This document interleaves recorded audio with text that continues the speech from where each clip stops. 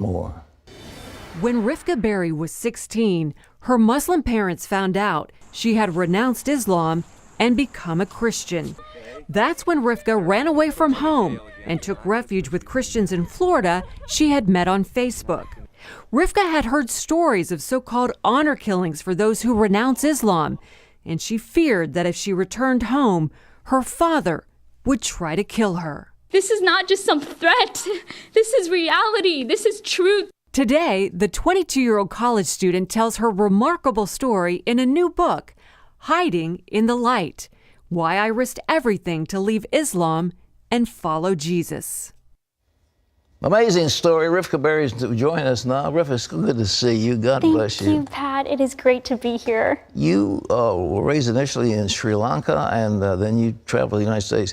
But your family was Muslim. What did that mean to you, being a Muslim, when you were a kid? That's right. Well, it meant that I learned how to read the Quran before I even learned how to talk. Yeah. It meant that I learned how to pray 5 times a day. It meant that I fasted for 30 days starting at age 6 or 7. Yeah. No water. My family came from a very strict and devout. Did you know what was you were reading? You were reading, it was in Arabic. You didn't speak Arabic. That's right. But the way that I was raised, we lived as if this was the air we breathed. Mm-hmm. And so just as my last name is Berry, we are Muslim. Well, what about your father? He was an educated man, wasn't he? Yes, he was a businessman. He sold jewelry, and so he would travel many, many times to the United States or different parts of the world to sell gems. Well, what did he do when he came home? How did he treat you and your mother? You know, there were 2 situations that happened that changed everything for me as a child. Yeah. And one was I was sexually violated by an extended family member. And the other, in the same year, I was blinded by my brother in my right eye. He threw a toy at you. You were right. fighting over a toy. We were just, I know. And, you know, these 2 situations, normally, if this were to happen in the United States, would be the abuser would be seen in this sexually violation. It would be seen as shameful, Yeah. you know, the one doing the abusing. And yet, in my culture, the shame is cast on the victim. And so, In other words, when a girl gets raped, she's at fault? that's right. Why? Because she's It's all about honor. It's all about retaining honor. So my family we leave Sri Lanka in order to retain our honor. And my family uses my eye as an excuse. And Well, your mother apparently was a very talented woman. She wasn't highly educated, but she learned all kinds of skills. Right. But did your father beat her up? You know, my father, it was more of a cultural oppression. She didn't have a voice. Mm-hmm. And I got more of the beatings than my mom did. Describe a beating. What did they do to you? I would remember, I mean, as being thrown around, I would be happy and just joyful. And if I was too happy, I remember my father just beating me to the point where I went flying across the room. Well, you're just a tiny little thing. Is he a big guy? Yes. Well, to me, he was big. Yeah. Everyone's big to me. But with this oppressive system of Islam, what did you think you were praying? Was there no escape for you as a young woman in Islam? Really, there wasn't. Although I gave myself completely to Islam, the more I wanted freedom, the more I gave myself to it, and yet it was so empty, and I felt like I was caged and suffocating in rules, and I wanted out. So you you had a friend, and the friend got you to church. You went to a church, and before it was finished, you were baptized. That's right. Yet later on, I ended up being baptized. But one young, brave woman in junior high had the courage to just ask me to come to church with me. Yeah. And she was a normal Christian, you know, grew up with Christian parents. And after her invitation, I went and had a life-changing encounter where I experienced the love of God that captured my spirit and left me changed. Well, your father found out, and what did he say to you when he found out? That's right. I couldn't hide it for long. After that encounter at church, I would hide my Bible late at night. I would go out to prayer meetings when my parents didn't know. I would be in the bathroom to just read the Word of God, do anything just to feed my heart. But it got to the point where it couldn't be hid anymore. And my father approached me and said that told me what the consequences would be, which would be death. Said he'd kill you. And did you think he was serious? That he really was going to kill you? I did. I feared for my life. And I didn't think I would be alive the next day. As in, I did not plan on running away. I was planning on giving my life for Jesus. Why didn't your father kill you? Well, he gave me a couple days. He gave me an ultimatum. It was kind of more on having, in a sick way, having mercy on me and giving me a couple days to return.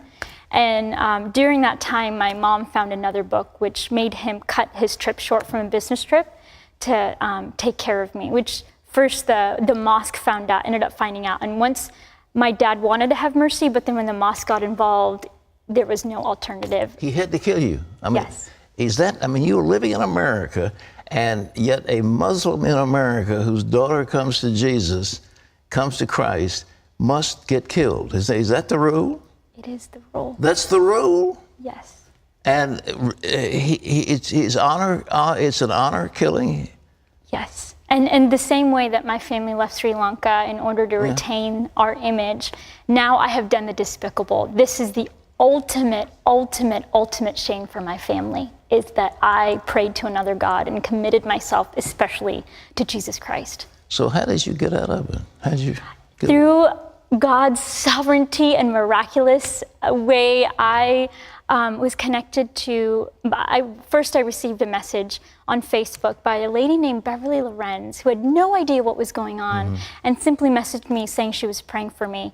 And my father had cut my cell phone off and had no way to call her. And but I used the home phone and I called her and said, please pray that in the face of death, I do not deny Jesus. And through that, she realized, okay, this is serious. And I had alerted a friend of mine, Brian, that I wanted to leave. And he had suggested her and didn't know that we had just connected. And so through their help, I was able to escape. Well, escape like how? How did they get you out of it? Did they take you to another state? Yes, so I wrote a letter to my family while they were sleeping. I said, Jesus Christ is my Lord and Savior. I refuse to deny him. I pray and hope that you find his mercy and forgiveness. And I propped it up on my bed and I left and I haven't looked back since. That was a terrible ranch. So you didn't have any money? You didn't have any support? I had no food or water for those couple days. No food or water? Yeah, I had no money. Nothing at all? On that bus, no.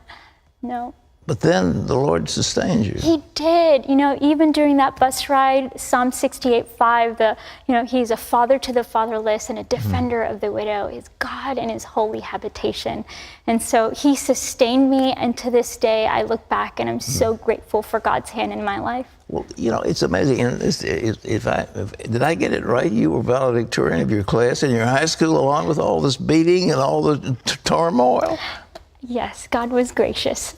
Well, I should say so. That's pretty. But was your father did he ever hug you? Did he ever kiss you? Did he ever tell you he loved you? I craved that as a child. And the more I gave myself to Islam, it was really me saying, I want my dad's approval and hoping that I could get that hug, as a young child. And it got to the point where I didn't want it anymore because it wasn't there. Yeah. And so, no, I never have heard my father say, I love you or hug me because he cared. And I was so afraid of him that I wouldn't want him to. Yeah. And it's hard to understand. But he did abuse you. Well, all right, you got away. Did they put the authorities after you to try to get you back into their control? They did. It was a year-long battle, and with the support of many brothers and sisters praying for me, it was a tough fight. And so the entire time, my parents were trying to gain custody. But through God's mercy and goodness, I was able to age out of the system, and I'm here today. Well, were you in a foster home?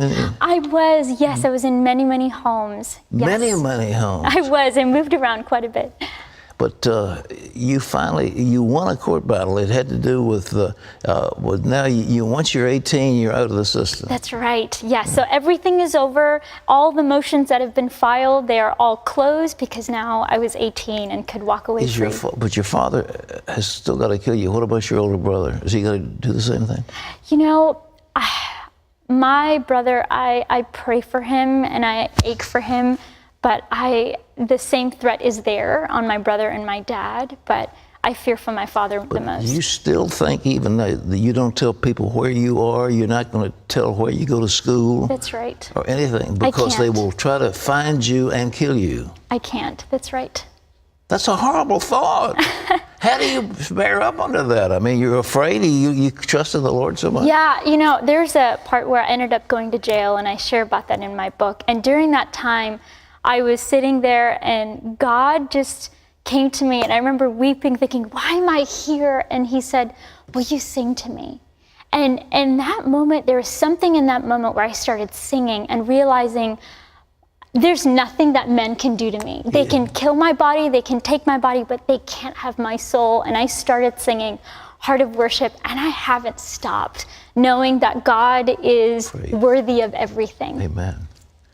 Rivka, it's an amazing story. You're a courageous, fantastic lady. Do you know what the Lord has for you in the future? You know, Pat, I have such a heart for justice and for people who are in similar situations like mine. So I don't know what that's going to look like in the future, but I'm studying philosophy and really hoping I get to go to law school one day.